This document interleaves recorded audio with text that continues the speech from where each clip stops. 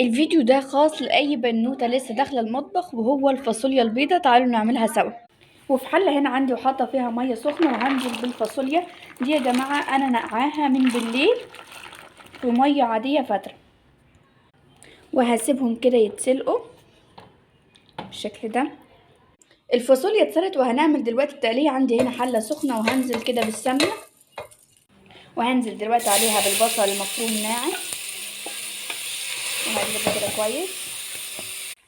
اول لما توصل للون ده هنزل بمعلقه كبيره كده من الصلصه، عليهم معلقه كبيره من البابريكا، وهنزل دلوقتي كده بعصير الطماطم، معلقه صغيره من فلفل اسود. انا حطيت ملح في الاول مع البصله برضو معلقه صغيره. هنبدا دلوقتي سريعا بسلق اللحمه. عندي هنا سمنه ومعايا هنا اللحمه، وهنزل كده